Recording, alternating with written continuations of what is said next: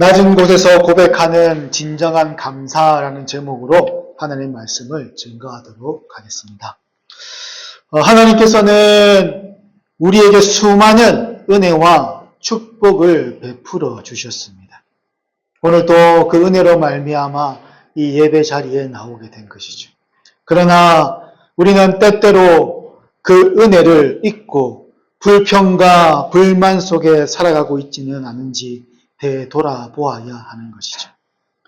성경은 우리에게 감사의 삶을 살아야 할 이유를 곳곳에서 말씀해 주고 있습니다. 시편 107편 1절은 우리에게 이렇게 말씀합니다. 여호와께 감사하라. 그는 선하시며 그의 인자하심이 영원함이로다 라고 선포하고 있죠. 우리가 하나님께 감사해야 될 이유가 하나님은 선하시고 인자하시고 영원하시기 때문입니다. 하나님의 선하심과 영원한 인자하심을 기억하며 우리는 날마다 감사의 삶을 살아야 하는 것이죠. 감사는 단지 좋은 일이 있을 때만이 아니라 모든 상황 속에서 드려야 하는 우리의 기본 자세입니다. 오늘만 특별히 감사하는 것이 아니라 매 주일마다 우리는 감사하는 마음으로 예배를 해야 한다는 것이죠. 오늘 본문 말씀을 통해 우리는 진정한 감사가 무엇인지, 그리고 어떻게 그 감사의 삶을 살아갈 수 있는지에 대해 깊이 한번 살펴보려고 합니다.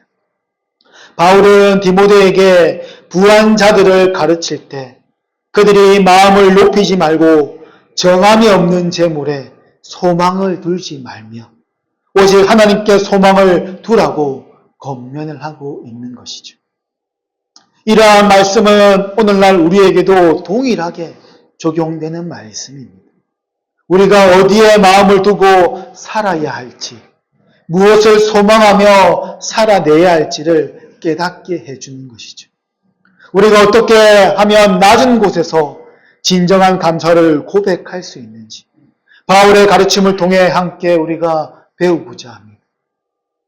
우리가 하나님께 온전한 감사를 올려드리기 위해 넘어야 할 작은 산들이 있습니다. 그것은 바로 자족이라는 산입니다. 자족은 하나님께서 우리에게 주신 현재의 상과 상황에 만족하는 마음을 말하는 것이죠. 진정한 감사를 올려드리기 위해 가장 먼저 우리에게 탐심이 다스려지고 일상의 삶에 자족함이 회복되어야 하는 것입니다.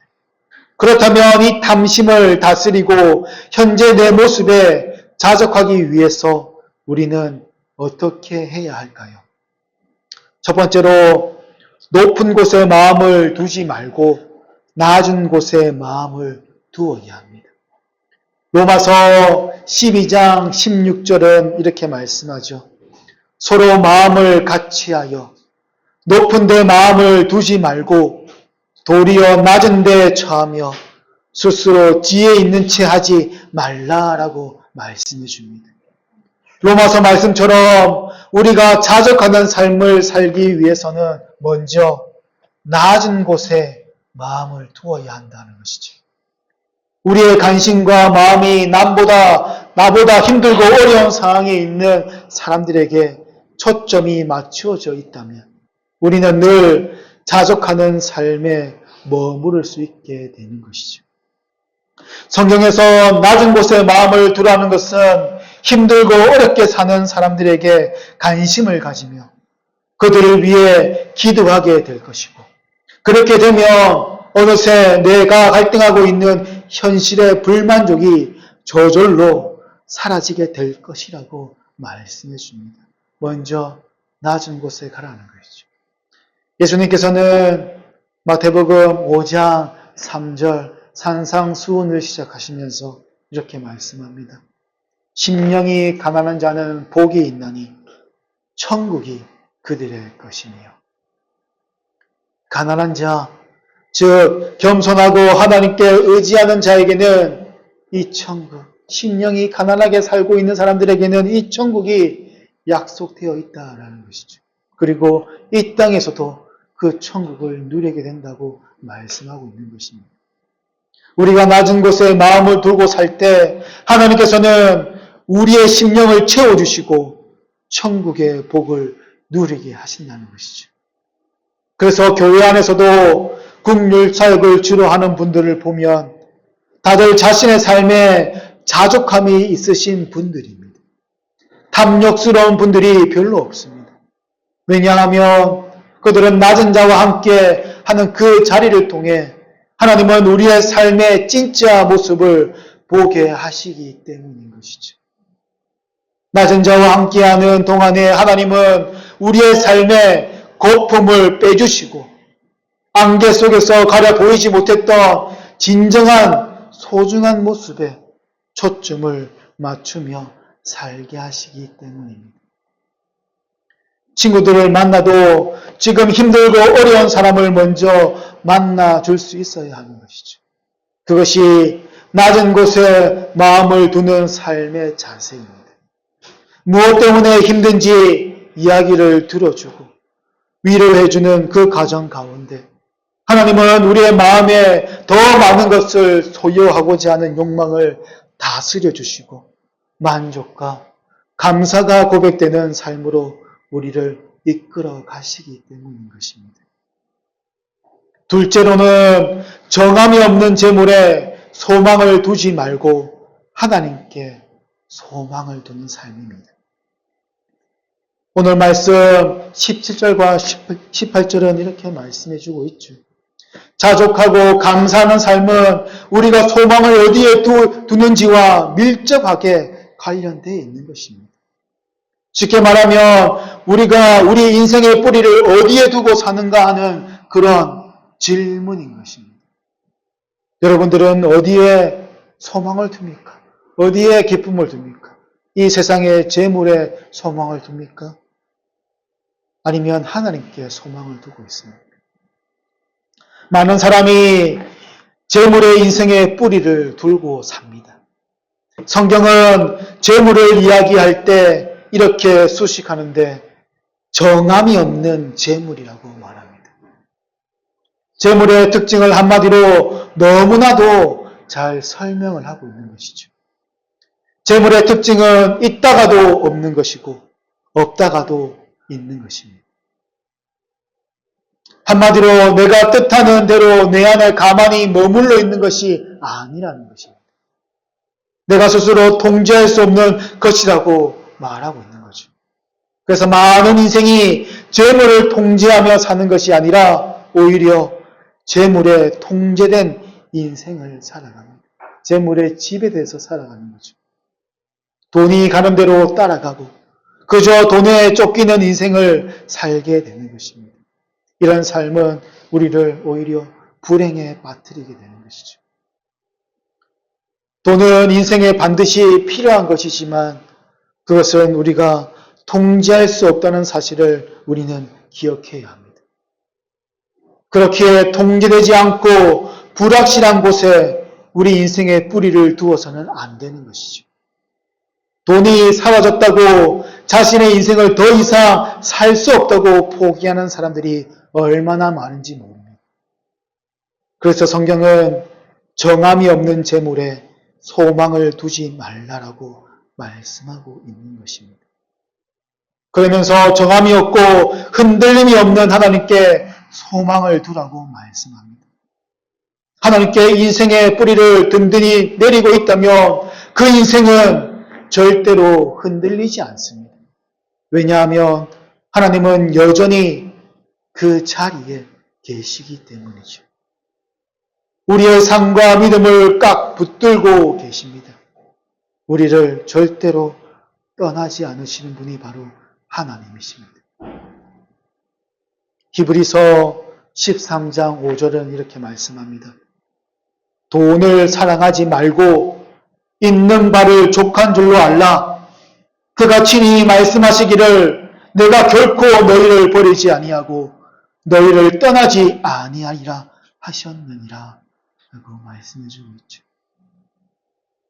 성경은 확실하게 우리에게 말씀해 줍니다. 돈은 언제든지 우리를 버리고 떠나버리지만 우리 하나님은 언제나 오늘이나 어제나 동일하게 한결같이 우리와 함께 하시며 그 자리에서 우리를 지키시고 우리를 인도하고 있다라는 것입니다. 하나님께 소망을 두는 인생은 날마다 하나님 안에서 자족하는 인생을 살아갈 수 있습니다. 왜냐하면 이 세상에 투자가 없기 때문입니다. 삶의 여건이 힘들고 인생이 내 뜻대로 풀리지 않을 때도 있겠지만 하나님께 소망을 두는 인생은 자족과 감사의 고백이 항상 있을 수 있습니다. 행복지수가 올라가게 되는 거죠. 가진 것이 없어도 하나님이 나를 위로하고 인도하고 있기 때문에 항상 이 감사가 터져 나오는 것입니다. 감사에 있어서 매우 유명한 구절이 있죠. 데살로니가 전서 5장 16절과 17절, 18절 말씀입니다. 항상 기뻐하라. 쉬지 말고 기도하라. 범사에 감사하라. 이것이 그리스도 예수 안에서 너희를 향하신 하나님의 뜻이니라. 교회를 오랫동안 다녔던 사람 중에 이 말씀을 모르는 사람이 없을 만큼 유명한 구절입니다. 하지만 이 말씀이 어떤 맥락에서 나온 것인지, 어떨 때 적용해야 하는지 아는 사람은 그다지 많지 않습니다. 이는 마지막 때에 잠들어 있는 사람들을 향하여 주신 말씀입니다. 데살로니가 전서 5장 1절과 3절의 그 배경이 있죠.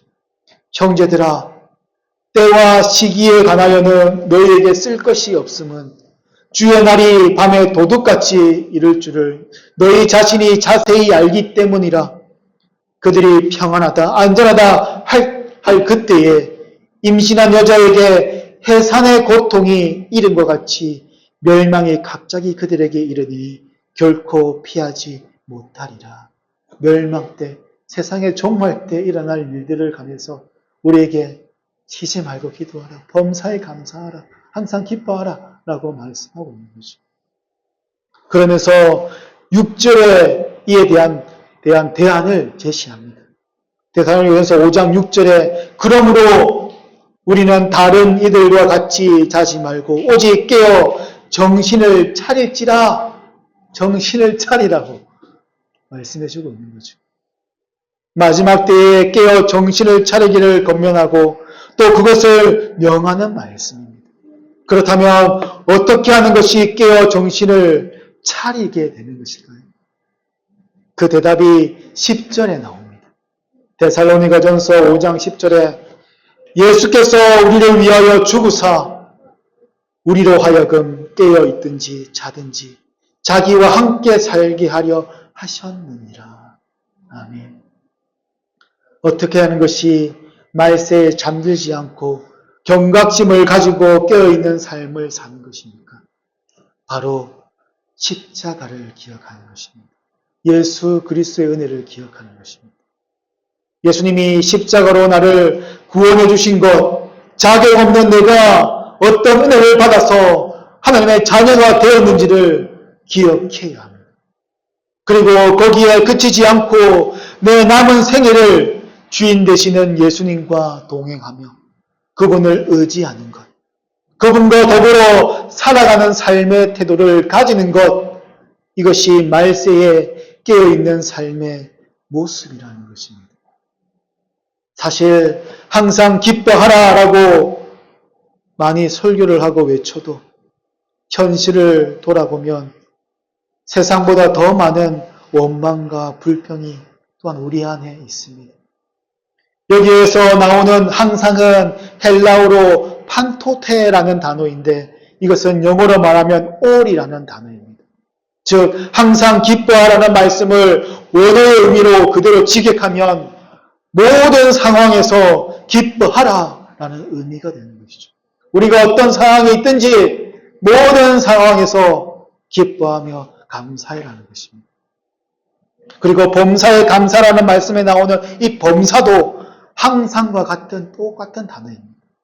그러니 어떤 상황이든지 기쁨과 감사를 잃어서는 안 된다고 우리에게 말씀해주고 있죠. 어떤 사람들은 이것이 가능한 일인가?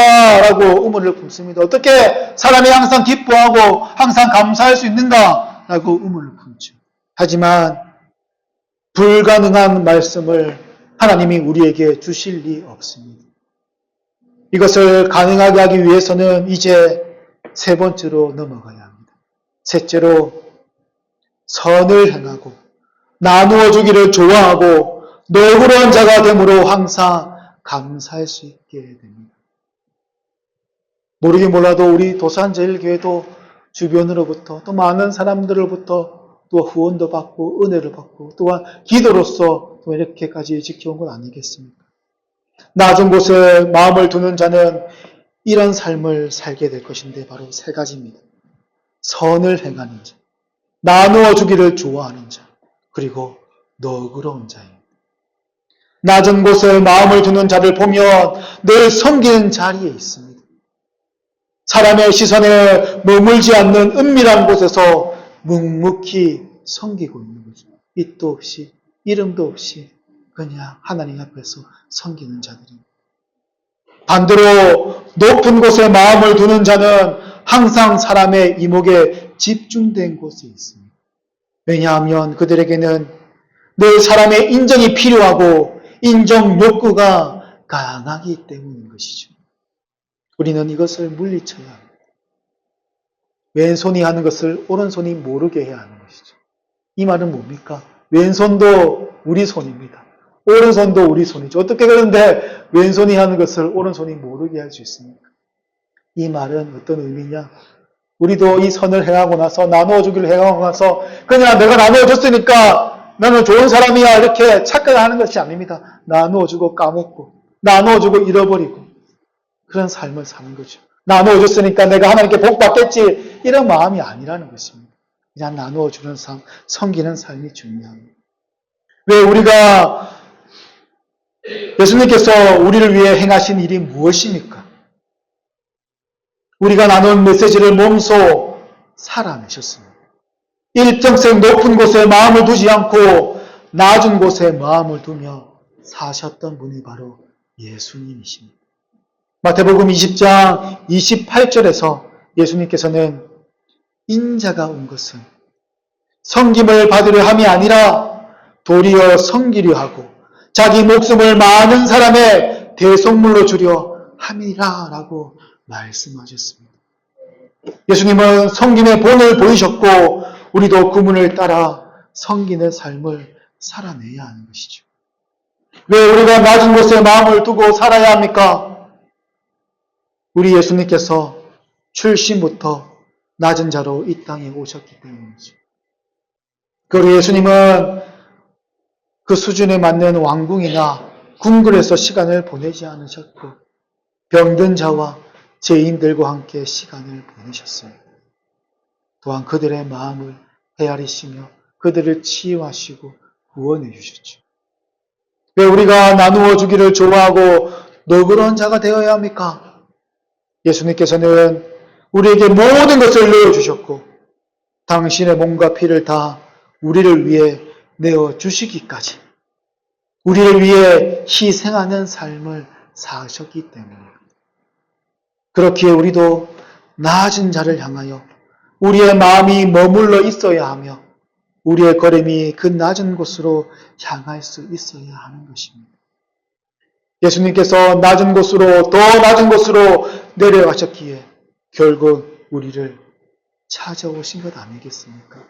하늘 영광 버리고 이 땅에 왜 오셨습니까? 우리 한 분 한 분을 다 만나시고 구원하기 위해서였습니다. 가장 비천한 인생, 가장 가능성 없었던 인생, 가장 어둡고 비참한 우리 인생까지 예수님은 몸소 찾아와 주셨던 것이죠. 오늘도 주님을 우리 곁에 찾아와 위로하고 새 힘을 주십니다. 그리고 질병을 고치시고 우리의 삶을 돌볼 뿐만 아니라 우리의 인생을 선한 길로 이끄시고 있는 거죠. 우리의 인생에 이러한 긍휼과 은혜가 있기에 날마다 감사할 수밖에 없는 것입니다. 누가복음 17장을 보면 예수님이 나병 환자 10명을 고쳐주는 내용이 기록되어 있죠. 고침받은 10명의 나병 환자 중에 되돌아와서 감사를 드린 사람은 딱 한 명뿐이었습니다. 이 말씀에서 예수님께 되돌아와 감사한 한 명의 나병 환자에게 주신 예수님의 말씀에 우리는 주목해야 합니다. 한 명이 돌아와서 주님 감사합니다 라고 말했을 때 예수님은 그 사람에게 어떤 말을 했냐면 이렇게 말씀합니다. 누가복음 17장 19절에 그에게 이르시되 일어나 가라. 내 믿음이 너를 구원하였느니라. 9명은 몸만 고침을 받고 끝이었지만 감사를 표현한 한 명은 몸도 고침받았고 영혼도 구원받게 됩니다. 이것이 감사가 구원의 조건이라는 뜻이 아닙니다. 감사를 드리러 온 한 명의 나병 환자는 감사라는 도구로 인해 주님과의 관계가 맺어지게 되었다는 말씀입니다. 병고침을 받았지만 감사하지 않은 9명의 나병 환자들은 문제 해결을 받았지만 예수님과의 관계는 그것으로 끝이었습니다. 그 몸은 다시 병들고 죽는 병이죠.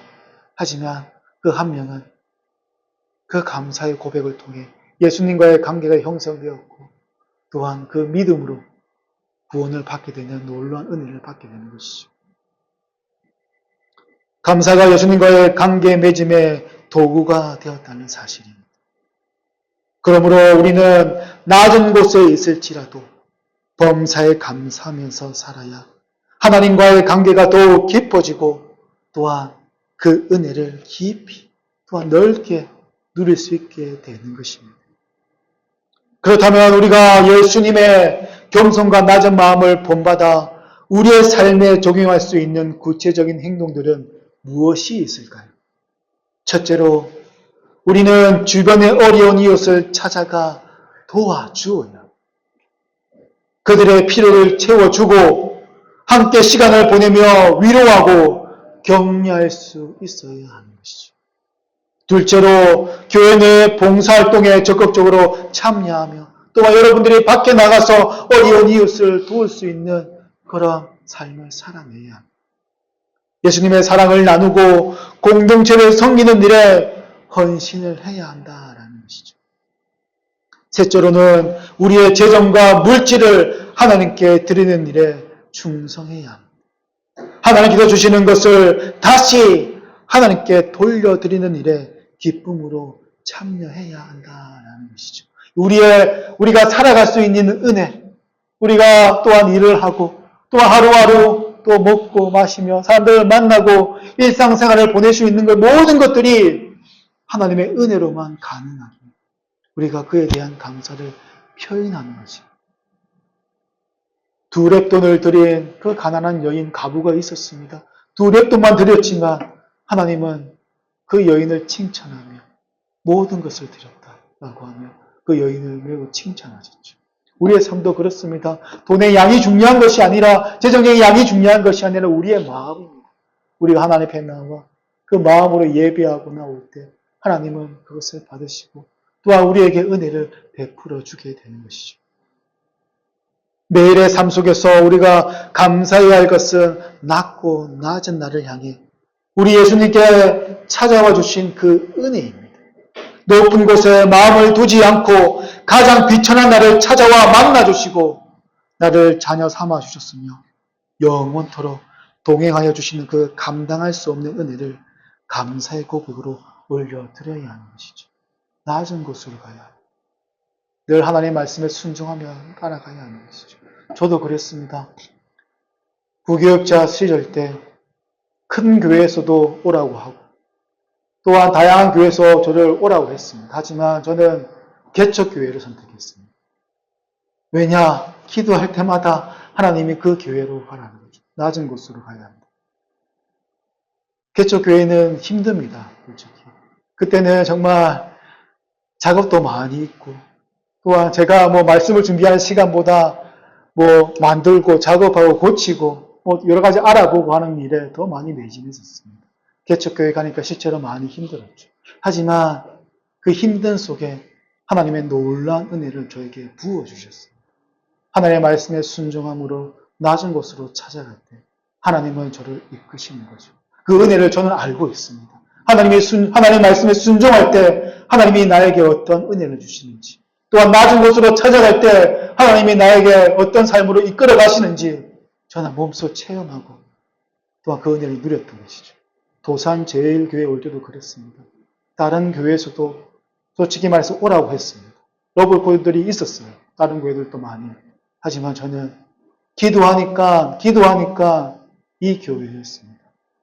이 도산제일교회 말고 다른 교회는 더 많은 성도들이 있었는 교회들이 있었습니다. 하지만 제가 이 교회를 선택한 건 아닙니다. 하나님이 저를 이곳에 보내신 것이죠. 하나님이 이곳에 가라 할 때 저는 순종했습니다. 왜냐? 하나님의 말씀에 순종하며 가는 것이 오히려 하나님의 은혜를 누리는 길인 걸 저는 알고 있었기 때문입니다. 많은 물질을 포기하고 많은 것들을 포기하고 저는 하나님의 말씀에 순종함으로 오게 되는 거죠. 그러므로 인해서 하나님 주신 은혜를 많이 누리게 되는 것입니다. 오늘 본문 말씀처럼 우리의 삶 속에서 진정한 감사를 고백하는 것은 하나님께서 기뻐하시는 일이 됩니다. 또한 하나님의 뜻을 이루는 길이 되는 거죠. 하나님께서는 우리의 마음이 높은 곳에 있기를 원하지 않으십니다. 오히려 낮은 곳에서 겸손히 섬기는 자를 기뻐하시며 그런 자에게 풍성한 은혜를 베푸시게 되는 것이죠. 이 겸손은요, 우리가 낮은 자리에 있어야만 가능합니다. 높은 자리에 있는데 그냥 그 겸손한 척하는 것은 진짜 말 그대로 겸손한 척하는 겁니다. 높은 곳에 있지 말고 낮은 곳에 있어야 됩니다. 예수 그리스도처럼 낮은 곳에 있어야지만이 우리가 진정한 겸손을 경험하게 되는 것이죠. 빌립보서 4장 11절과 13절까지의 말씀은 바울이 이렇게 고백합니다. 내가 궁핍함으로 말하는 것이 아니니라. 어떠한 형편이든지 나는 자족하기를 배웠노니 나는 비천에 처할 줄도 알고 풍부에 처할 줄도 알아. 모든 일, 곧 배부름과 배고픔과 풍부와 궁핍에도 처할 줄 아는 일체의 비결을 배우노라. 내게 능력 주시는 자 안에서 내가 모든 것을 할 수 있느니라. 라고 이렇게 고백합니다. 바울의 고백이 우리의 고백이 되기를 원합니다. 우리가 어떤 상황에 처하든지 하나님 안에서 자족하며 감사하는 삶을 살아가도록 우리는 힘써야 합니다. 사랑하는 성도 여러분, 이제 우리는 우리의 삶을 돌아보며 하나님께서 주신 은혜와 축복에 감사하는 마음을 회복해야 합니다. 낮은 곳에서 겸손히 하나님을 섬기고 우리의 이웃을 사랑하며 정함이 없는 재물에 소망을 두지 않고 오직 하나님께 소망을 두는 삶을 살아가야 하는 것이죠. 마지막으로 골로새서 3장 17절 말씀을 읽고 오늘 말씀을 마치겠습니다. 또 무엇을 하든지 말에나 일이나 일에나 주 예수의 이름으로 하고 그를 힘입어 하나님 아버지께 감사하라. 아멘. 우리의 모든 삶의 순간순간이 하나님에 대한 감사로 채워지기를 소망합니다. 우리 성도님들의 삶 속에서 감사가 넘쳐 흘러 하나님의 은혜를 누리는 성도님들 되시기를 주님의 이름으로 축원합니다. 아멘.